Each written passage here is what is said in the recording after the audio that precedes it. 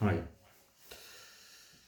श्री समय सारजी का विराजमान और इसके अंदर जो अपनी गाथा चल रही है, गाथा नंबर 49 जीव अजीव अधिकार की बहुत इंपॉर्टेंट गाथा है। जो गाथा पढ़ लेते पहले अपन लोग। हर समरूवम गंधम अवत्तम चेदिणा गुणमसदम जाने अलिंग गहणम जीवमणि डिट्ठि संठाणम जीव चेतना गुण शब्द रस रूप गंध अक्ति विहीन है निर्दिष्ट नहीं संस्थान उसका ग्रहण नहीं है लिंग से। आत्मा अलिंग ग्रहण है। आत्मा का लिंगों से ग्रहण नहीं होता। कोई आत्मा का लिंग, लिंग माने शरीर के चिन्ह जो हैं उन्हें लिंग कहते हैं। शरीर के चिन्ह कौन से हैं? आँख, नाक, कान, मुंह। इनसे कोई जीव की पहचान करने जाए तो वहाँ से इनसे जीव की पहचान नहीं होती। तो महागणेश स्थान में तो कहा है कि यहाँ पर जीव है, जहाँ चींटी है वहाँ जीव है, जहाँ मच्छर है वहाँ जीव है। तो भाई वहाँ शरीर की अपेक्षा कहा है कि यहाँ पर जीव है, ये जीव है, ऐसा नहीं कहा। ये मच्छर जीव है, चींटी जीव है, मनुष्य जीव है, ऐसा नहीं कहा। जहाँ मनुष्य का शरीर हालता चालता हो वहाँ पर जीव है, वो जीव की पहचान कराई है वहाँ पर। लेकिन वास्तव में देखा जाए तो आत्मा इंद्रियों से ग्रहण नहीं होता, इंद्रियों के द्वारा ग्रहण नहीं होता। क्यों? क्योंकि इंद्रियां और आत्मा दोनों अलग अलग हैं। अलिंग ग्रहण है भैया। आत्मा रस से, रूप से, गंध से, स्पर्श से, शब्द से ग्रहण नहीं होता। कोई आत्मा सोचे कि शब्दों में मैंने पढ़ लिया आत्मा, तो शब्दों में पढ़ने से आत्मा मिल जाएगा क्या? कोई सोचे चिंतन कर लूँ मैं, अच्छा उससे आत्मा मिल जाएगा क्या? हैं? कोई द्रव्य गुण प्रयाग चिंतन करता रहे, लगा रहे, उससे आत्मा मिल जाएगा क्या? हैं? अब शब्द लिखा गाय, किताब के अंदर शब्द लिखा गायें। अब गायें जो शब्द लिखा है उसके शब्द के अंदर दूध है, घी है, गायें हैं, क्या है उसके अंदर बताओ? उस शब्द के अंदर क्या है? उस शब्द के अंदर तो कुछ नहीं है। लेकिन वास्तव में जो गाय को ना जानता हो उस शब्द को पढ़कर गाय को जाने, और गाय को जान करके उसका दूध निकाले, घी निकाले, पिए, तो उसको आनंद की प्राप्ति होती है। तब पता लगता है कि इस गाय का मतलब क्या है। इसी प्रकार शास्त्रों के अंदर शब्द लिखा आत्मा, जो शास्त्रों के अंदर शब्द लिखा है आत्मा, उसमें आत्मा है क्या? है शास्त्रों के अंदर शब्द लिखा आत्मा, इसके अंदर आत्मा है क्या? कि भैया इसके अंदर आत्मा नहीं है। लेकिन आत्मा को ऐसा जानकर, जिसको अनादिकाल से नहीं जाना था, उसके दर्शन ज्ञान आदि लक्षणों से जाने, उसकी आनंद की अनुभूति करे, उसको अनुभव करे, उसके पास जाके बैठे, तो पता लगता है कि ये जो आत्मा यहाँ पर लिखा है इसका मतलब क्या है। और खाली शब्द की मारा मार करता रहे तो उससे तो सत्ता है नहीं भैया। इसी तरह खाली शब्दों की बात नहीं है, इंद्रियों की बात भी है। खाली इंद्रियों की बात भी नहीं है, जो अंदर राग द्वेष की पर्याय हैं उनकी बात है। वो खाली राग द्वेष की पर्याय की बात भी नहीं है, जो अंदर में पर्याय से भिन्न द्रव्य स्वभाव है वो उसकी बात है। पर्याय से भिन्न द्रव्य स्वभाव कैसा है कि लिंगों के द्वारा ग्रहण नहीं होता। वो लिंग से पकड़ने जाओगे तो ग्रहण नहीं होगा। एक भगवान की पूजा आती है, अक्ष अगोचर प्रभो आप। अक्ष अगोचर प्रभो आप पर अक्षत से पूजा करता, शब्दातीत ज्ञान प्रगटा कर शाश्वत अक्षय पद भजता। हे भगवान, आप इंद्रियों से पकड़ में आने वाले नहीं हो। आँख से भगवान को देख ले, ऐसा हो नहीं सकता। आँख से तुम्हें प्रतिमा को देख लेगा, ये बात तो सही है, लेकिन आत्मा को आँख से कैसे देखेगा? क्यों? क्योंकि आँख का विषय रूपी है और आत्मा अरूपी है। रूपी रूपी को पकड़ेगा भाई, अरूपी को कैसे पकड़ेगा? अरूपी आत्मा अरूपी ज्ञान की पकड़ में आता है। ज्ञान कैसा है? ज्ञान अरूपी है, अमूर्तिक है, शुद्ध है, स्फटिक मणि की भांति है, जिसके अंदर रास रंग प्रवेश नहीं करते, ऐसा है वो आत्मा। वो ज्ञान कैसा है? जिसके लक्षण विलक्षण हैं। आत्मा के लक्षण कैसे हैं? विलक्षण हैं। इस शरीर के लक्षण क्या हैं? इस शरीर के अंदर आँख है, नाक है, कान है, सब किसके लक्षण हैं? इस शरीर के अंग हैं कि नहीं है? शरीर के लक्षण कहो, अंग कहो, एक ही बात है। इस शरीर के अंग हैं कि नहीं है? हैं? ये तो शरीर के अंग हैं, लेकिन आत्मा के अंग क्या हैं? आत्मा के भी अंग हैं कि बिना अंग का है आत्मा? आत्मा के भी अंग हैं नहीं है भाई? कि आत्मा के भी अंग हैं भाई?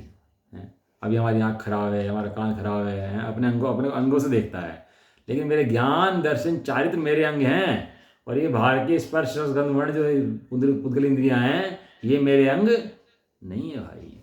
इनके द्वारा ना तो पहचानने में आता, ना तो पकड़ में आता। कोई क्रिया सुधार ले बहुत शरीर की और सोचे मेरी आत्मा सुधर रहा हूँ, तो ऐसा नहीं है। शरीर की क्रियाएं सुधरने से आत्मा नहीं सुधरता। ज्ञान जब सम्यक ज्ञान होता है तब आत्मा सुधरता है। ऐसी बात है। तो बहुत बढ़िया गाथा चल रही है कि जीव चेतना गुण है। गाथा पढ़ लेते हैं।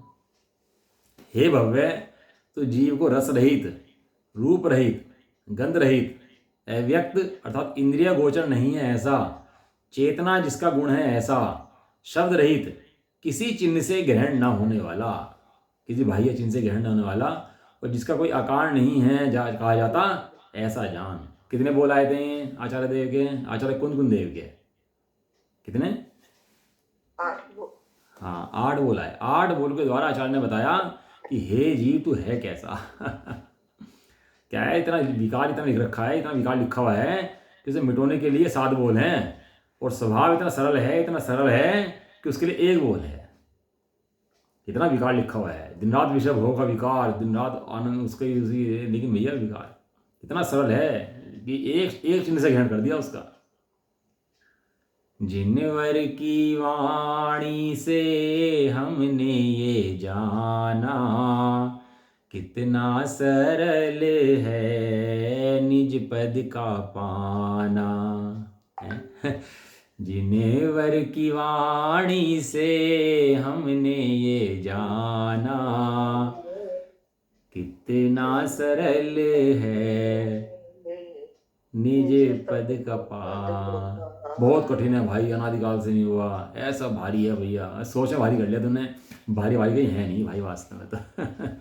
तो समझता नहीं है, तूने लिखा हुआ बहुत है, तो इसलिए 7 बोल दिए। और सबसे पहले बोल दिया रस रहित है। सबसे पहले बोल क्या है? रस रहित। रस रहित है, बाहर के पुद्गल रस से रहित है। पुद्गल रस का वेदन आत्मा के अंदर हो, आत्मा ऐसा नहीं है। और पुद्गल रस के द्वारा आत्मा हो, आत्मा ऐसा नहीं है भाई। आत्मा की पहचान रस से नहीं हो सकती। खट्टा मीठा खाए और खूब चटपटे खाए और मजे ले, ये आत्मा का रूप नहीं है। आत्मा का रूप चेतन रूप है। अब 7 बोलोगे जब नास्ती लगे तो अस्थि लगाना, आत्मा चेतन है। तू आत्मा को चेतन गुण है ऐसा जान। जान माने खाली जान मत, जान मत अनुभव कर। जान शब्द का मतलब है तू आत्मा को अनुभव कर। प्रत्येक विषय का अनुभव करता ही नहीं करता, विषय का वेदन करता ही नहीं करता। ऐसे ही प्रत्येक विषय का वेदन तो करता है, लेकिन जिन इन विषयों से पार है, जिसके आधार से सारे वेदन होते हैं, तूने उसका वेदन आज तक नहीं करा। वो आत्मा कैसा है? वो आत्मा रस रहित है, उसके अंदर रस नहीं है। रस के द्वारा आत्मा चखे हैं, जाने, ऐसा नहीं है। देखो केवली भगवान है, सर्वज्ञ भगवान है, उनके जीव्यान्द्रिय है क्या? जीव्यान्द्रिय है कि नहीं है उनके? उनके तो जीव्यान्द्रिय नहीं है। लेकिन जितने समस्त जगत के रस हैं उनको जानते कि नहीं जानते? रसगुल्ले का स्वाद हम तो जीभ पे रखे जब आता है, लेकिन सर्वज्ञ देव तो बिना रखे आ रहा है, लेकिन वो उसकी आनंद नहीं लेते। वो ज्ञान की ताकत ऐसी है, चेतना की ताकत ऐसी है कि बिना इंद्रियों के स्पर्श के जाने, ऐसी ताकत है चेतना की। ये तो पराधीनता है भाई साहब। मति ज्ञान शुद्ध ज्ञान पराधीन कर देता है, तो उसके द्वारा वो इंद्रिय सन्निकर्ष होने पर अनुभव में आता है। नहीं तो ज्ञान की ताकत ऐसी है, सबको जाने। कैसे जाने? बिना छुए जाने। 2 इंद्रियां ऐसी हैं हमारी, एक तो आँख और एक मन। 2 इंद्रिय जो वस्तु को बिना छुए जानती हैं। बाकी कान है, नाक है, जीभ है, स्पर्श है। जब विषय सन्निकर्ष होता है जब ही जानती है, बिना छुए नहीं जानती। जैसे आँख है ना, तो आँख को छूना थोड़ा ना पड़ता है। आँख तो दूर से देख के आग जल रही होगी, आँख को दूर से जान लेगी देख करके। अब आँख के अंदर थोड़ा आग लग गई है। कान भी जैसे सुन लेता है, कान में छूता है ना शब्द, बिना छुए नहीं जान सकता उसको। कान जो है इस शास्त्रों के अंदर चार इंद्रियों के है। बताओ क्या कहना चाह रहे हैं? नहीं ठीक है। हाँ, वो विषय टच होता है कान के अंदर, लेकिन आँख का विषय ऐसा नहीं है। इसलिए ज्ञान की जो उपमा दी है वो ज्ञान आँख से उपमा दी है। दिट्ठी जहे प्राणम गाथा आएगी इसके अंदर। जिस प्रकार दृष्टि है उस प्रकार ज्ञान है। जिस प्रकार दृष्टि दूर से बैठकर सब जान लेती है, कुछ करती वर्ती नहीं है, इसी प्रकार आत्मा सब वस्तु को जान लेता है, उनका अकारक है, अवेदक है, उनको छूनी जरूरत नहीं पड़ती ज्ञान को, वहीं बैठा बैठा सब जान लेता है। आँख की तो पराधीनता है कि जो सामने है उसको जाने, लेकिन ज्ञान तो ऐसा स्वाधीन है, 3 लोग 3 काल को जाने।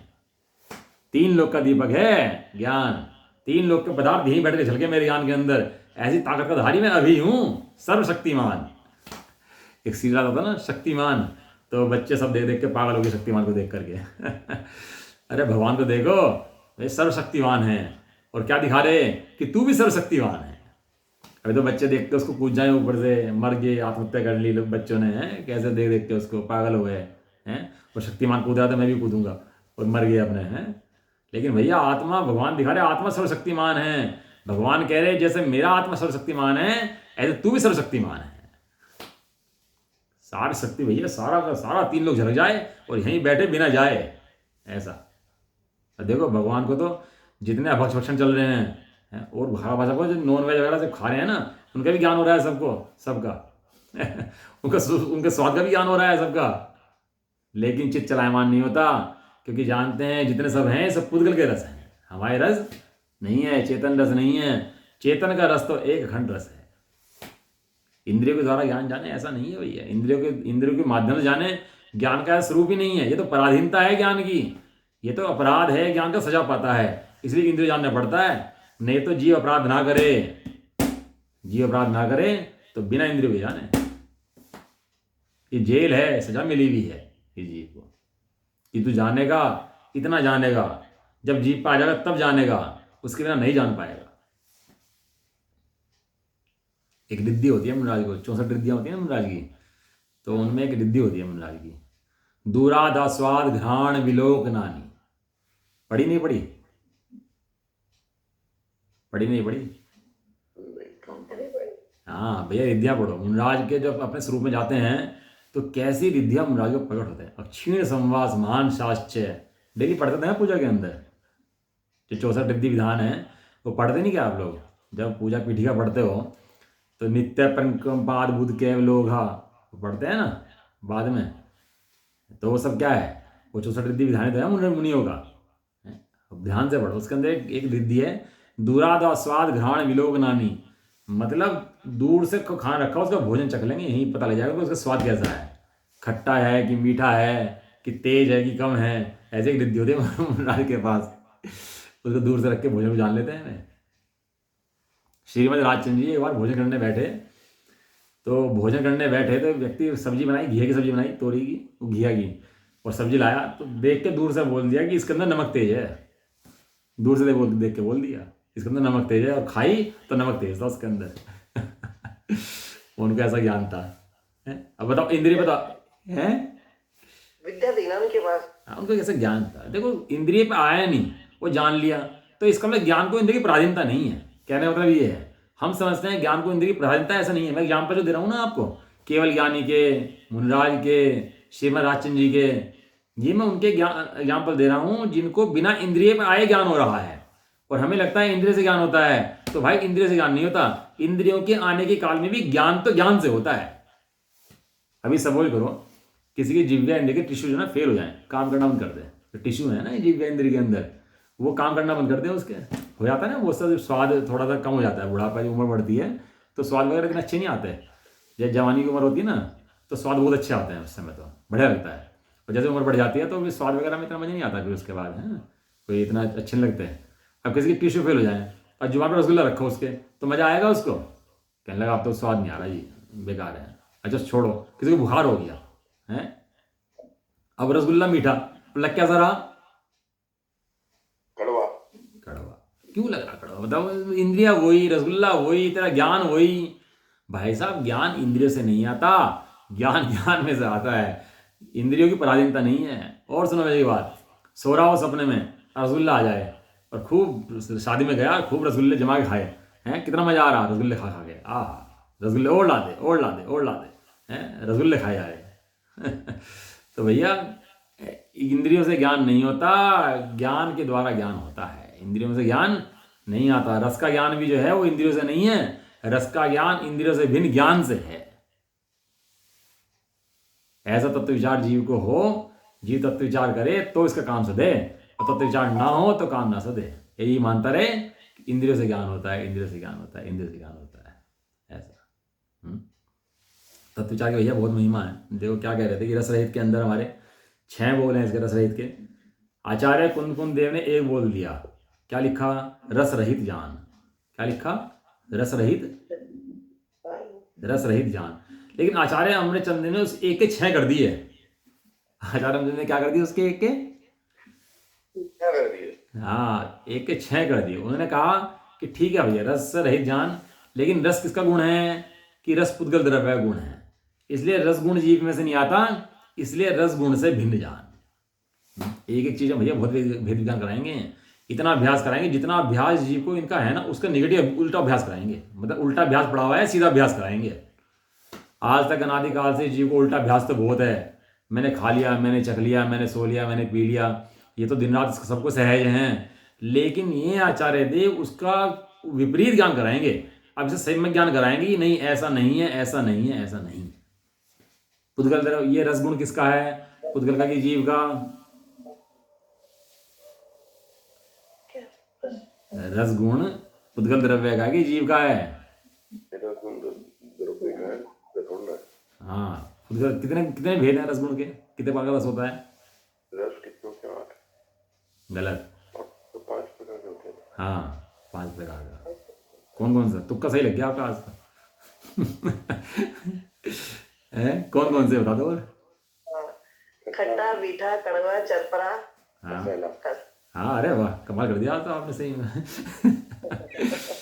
खट्टा, मीठा, कड़वा, कसैला, चरपरा। गुण एक है, 5 पर्याय हैं उसकी। पुद्गल का एक, पुद्गल के कितने गुण हैं? 4 गुण। कौन कौन से मुख्य है?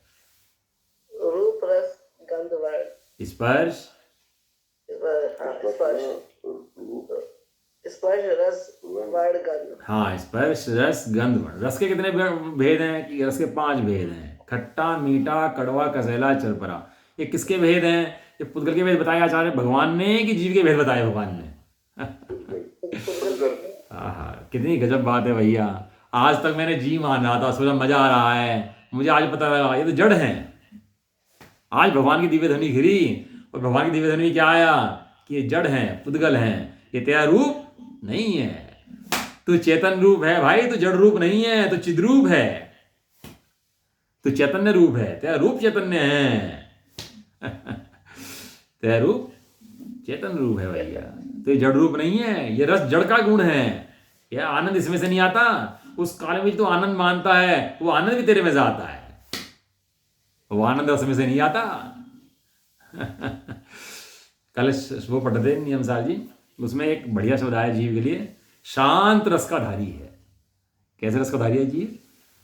शांत रस है जीव। जीव का शांत रस है भैया। जब वे होते हैं ना जो नाटक में खेलते हैं, उनमें रस रस होते हैं, विभत्स रस हैं, और कौन से रस होते हैं? श्रृंगार रस, उसमें बहुत सारे रस होते हैं। हास्य रस, हाँ, उसमें बहुत सारे रस होते हैं। इस तरह के 8 रस होते हैं मेरे हाथ उसके अंदर। अभी पढ़ा था हमने पहले इसके अंदर 8 रस होते हैं कितने। उसमें एक लास्ट का रस आता है शांत रस। जब सब सीरियल पीरियल खत्म हो जाते हैं, नाटक खत्म हो जाते हैं, सब निमट जाता है, तो उसके बाद क्या होता है? शांत रस।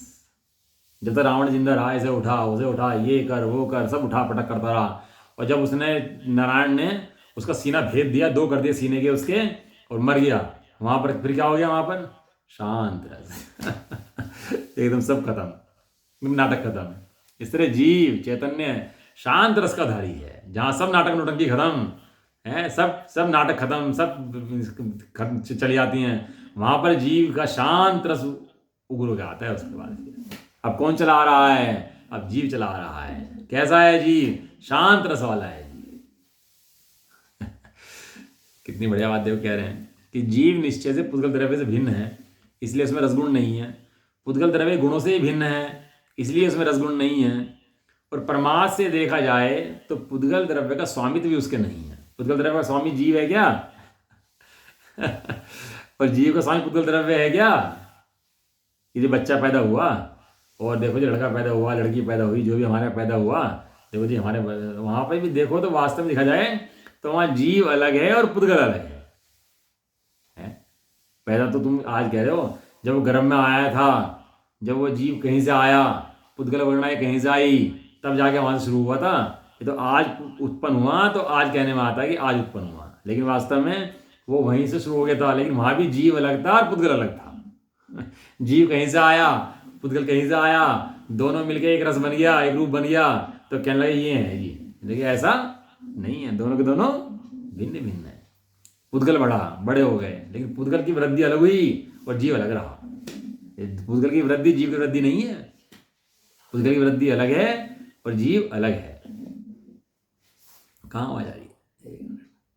हाँ, परमार्थ से देखा जाए तो पुद्गल का स्वामित्व भी उस जीव के नहीं है।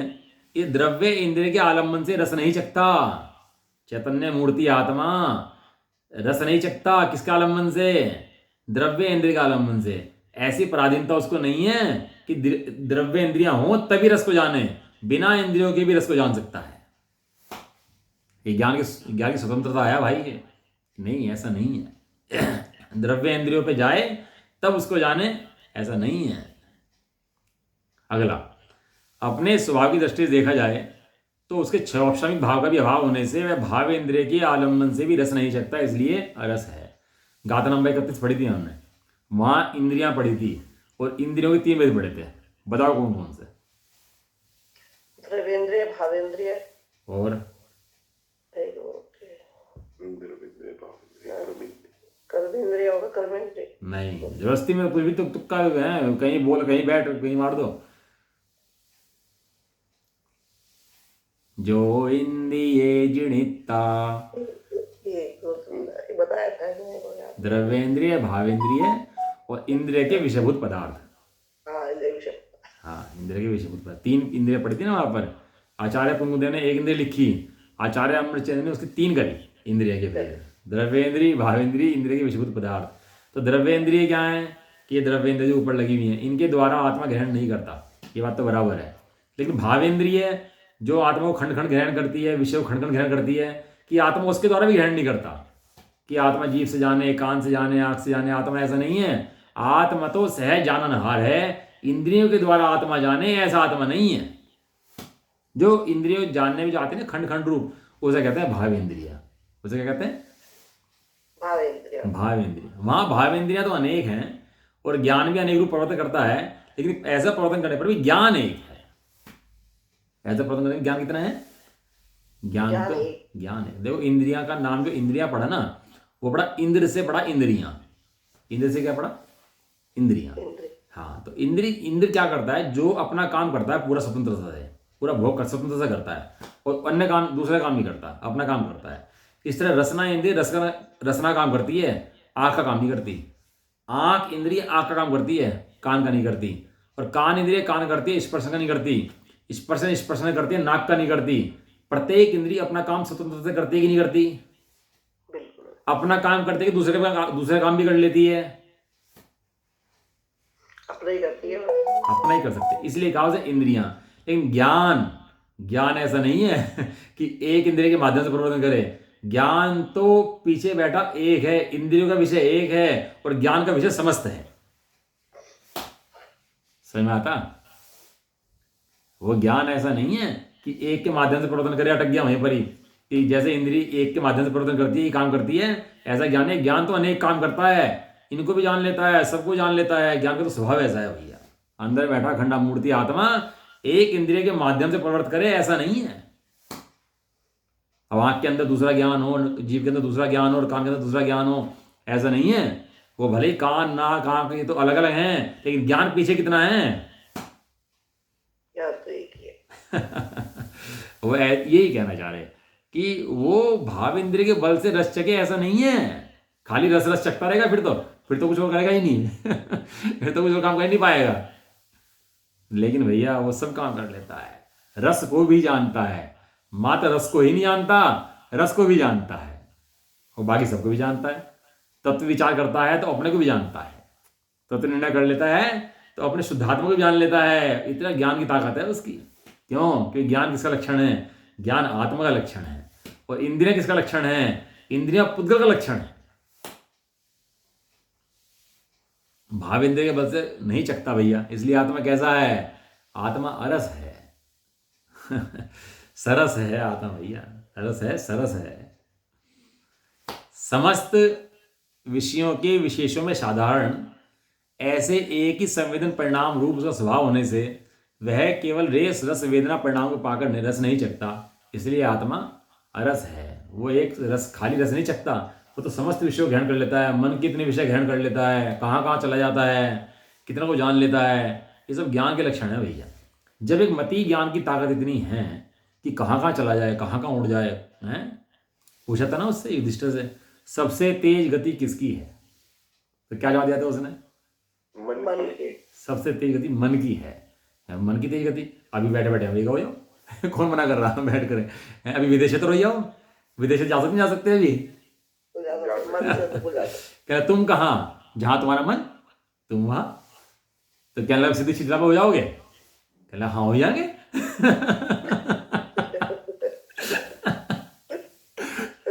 कहने लगा क्योंकि हम कहाँ, जहां हमारा वियोग। क्षेत्र से क्या मतलब है? क्षेत्र से क्या मतलब है? या कहीं भी हो जाओगे कि हाँ हो जाएगा। कहने लगे कोई दिक्कत नहीं आने की। कोई दिक्कत नहीं है। कहना चाहे जहां भेज दो। ऐसे ही भैया, ये जब मति ज्ञान के मन की ताकत इतनी है, कहाँ कहाँ चला जाए, तो आप ये सोचो जो केवल ज्ञान 3 लोग में विराजता होगा, उसकी ताकत कितनी होती होगी। जो केवल ज्ञान इतना बड़ा महिमा मान है, जिस आत्मा का वो केवल ज्ञान है, उस आत्मा की कितनी महिमा होगी। और वो आत्मा कहाँ है? कौन है वो आत्मा?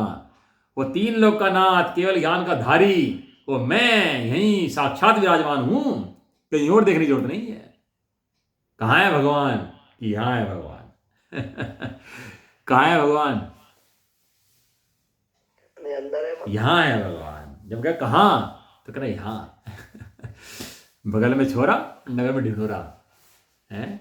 भाई तू ही है 3 लोक का नाथ परमात्मा। तू स्वयं को देख, तू ही चैतन्य देव है, तू ही परमानंद की मूर्ति है, खान है, तू ही सर्वस्व है, तू ही सब कुछ है।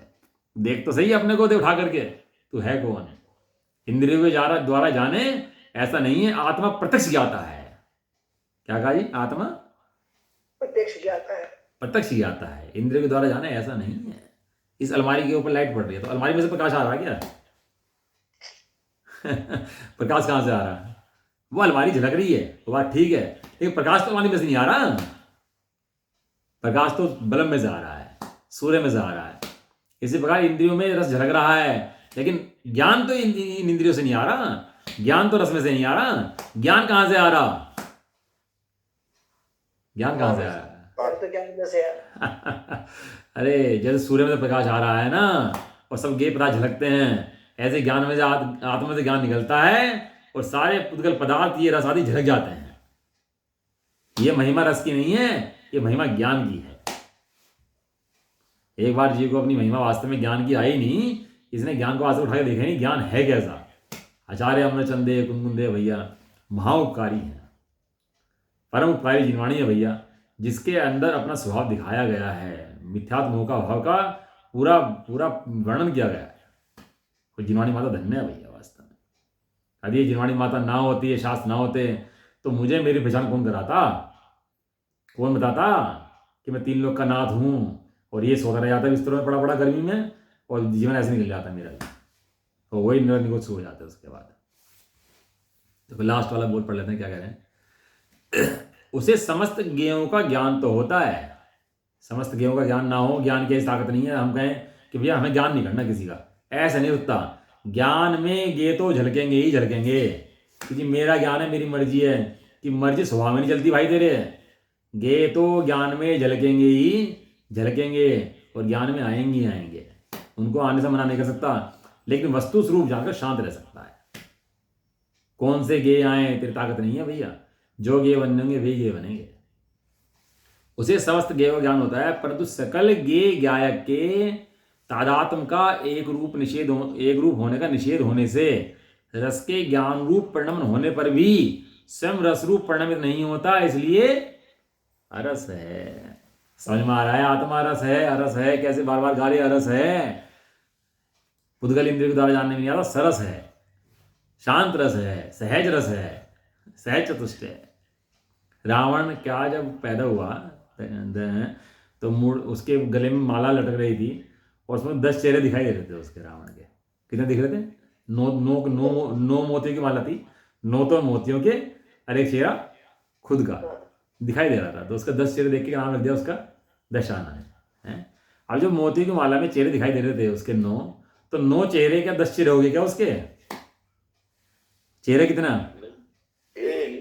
एक। और दिख कितने रहे? 10 होने पर भी एक। ऐसे ही ज्ञान अनेक रूप परिणमित हो रहा, ज्ञों में दिखाई दे रहा, लेकिन ऐसा अनेक रूप दिन रात परिणमित होने के बाद भी ज्ञान कितना? एक। वो ज्ञान एक का धारी, वो मैं परम परमात्मा हूं। इस तरह ज्ञान रूप परिणमित होने पर भी स्वयं रस रूप परिणमित नहीं होता। ज्ञान ज्ञेय रूप तो परिणमित हुआ, रस के ज्ञेय रूप ना परिणमन हुआ ऐसा नहीं है। रस के ज्ञेय रूप तो परिणमन हुआ, लेकिन रस रूप नहीं हुआ। ज्ञान के अंदर रसगुल्ला आ गया क्या? ज्ञान के अंदर रसगुल्ला स्वाद आ गया क्या? नहीं।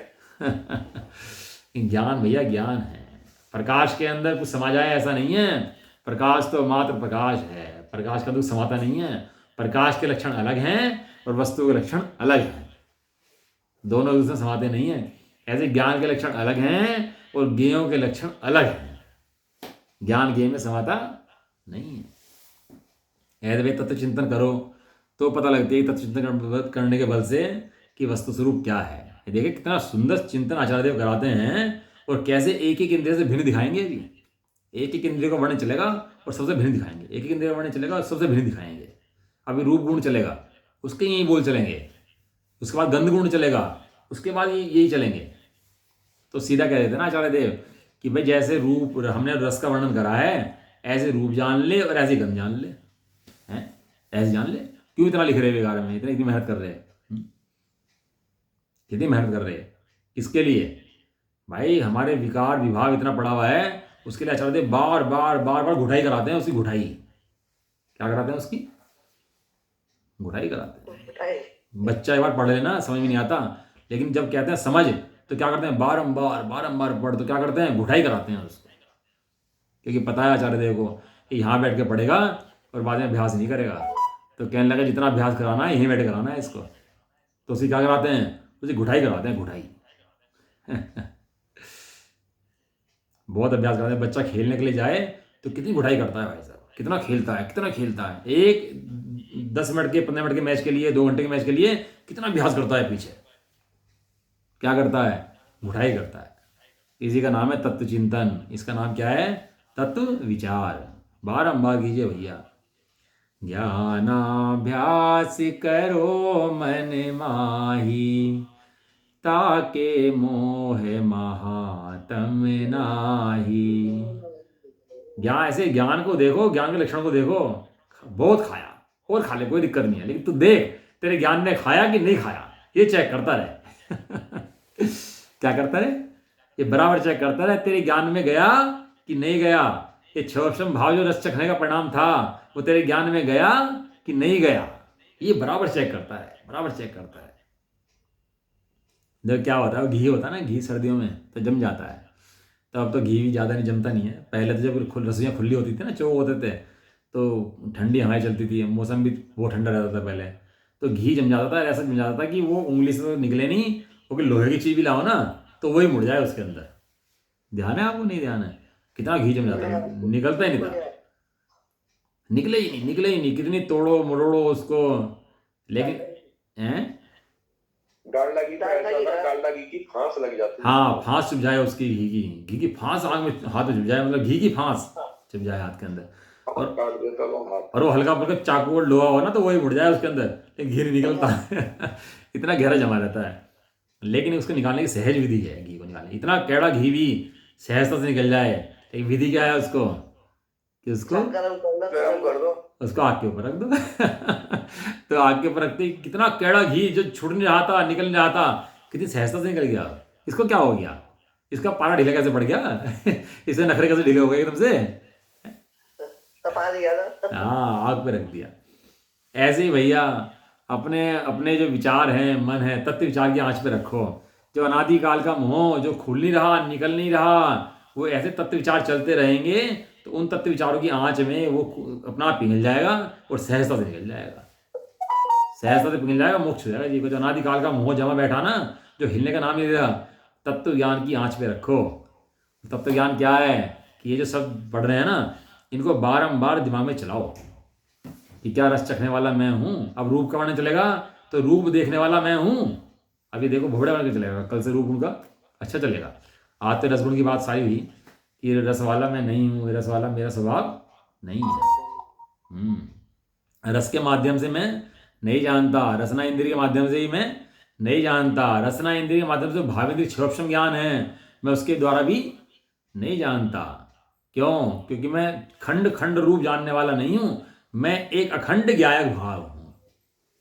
मैं कैसा हूं? मैं एक अखंड ज्ञायक भाव हूं। ऐसे अखंड की बारंबार देखोगे तो क्या है, रुचि पकेगी उसकी, उसे पुसाओगे भैया। जैसे बच्चे के माँ का बच्चा हो जाए ना, उसको बार बार देखे पुसाए, उसको बार बार कैसे खिलाए, उसमें कैसे आनंद ले। ऐसे अपने चैतन्य द्रव्य की जो बातें सुनी है ना, दिन रात उसके अंदर खेलो, खिलाओ, उठो, चिंतन करो बारंबार की वास्तव में जो समझाया वो मुझे भासता कि नहीं भासता, वास्तव में ऐसा है कि नहीं है, ये जो बात कही है मेरे हित के लिए, ये मुझे जस्ती क्यों नहीं है अंदर में। बारंबार इस बात को जचाओ कि वास्तव में ये बात सत्य है कि नहीं है। तो सत्य है तो मैं सत्य भासती क्यों नहीं। अब भोजन करना है, लेकिन भोजन नहीं करना है क्या करना है? ज्ञान का आनंद करना है। कर लोगे नहीं कर लोगे? हाँ, भोजन करना है, मीठा आएगा, खट्टा आएगा, सब आएगा, लेकिन आपको मीठे खट्टे का स्वाद लेना, आपको उसमें ज्ञान का स्वाद लेना है। वहां पर ज्ञान का भी स्वाद विराजमान है और खट्टा मीठा भी है, लेकिन किसका स्वाद लेते हो आपके ऊपर मर्जी की बात है। आप उस समय ज्ञान का स्वाद लो तो ज्ञान दिखाई दे, तो खट्टा मीठा दिखाई देखो तो खट्टा मीठा दिखाई दे। लेकिन इन सब इंद्रियों से भिन्न हमें अपने ज्ञान स्वरूप की आराधना करनी है, और ज्ञान स्वरूप की आराधना के द्वारा ही हमें आगे बढ़ना है भैया, ऐसी बात है। चलो समय तो आज का हो गया है ना, और कल से जो है इसका रूप गुण के द्वारा, रूप गुण किसे कहते हैं? जो सब दिखाई देता है ना सामने, वो सब रूप गुण है, जितना भी देखते हैं हम सब रूप गुण है। तो आँख से कैसे जानने में आ जाता है, हम कैसे जानते हैं, और उससे ज्ञान कैसे भिन्न है, तादात्म्य है कि भिन्न है, कैसे उनके अंदर भिन्नता है, उसका प्रकरण जो है वो कल बात करेंगे, ठीक है। चलो, निज निधि निज में बता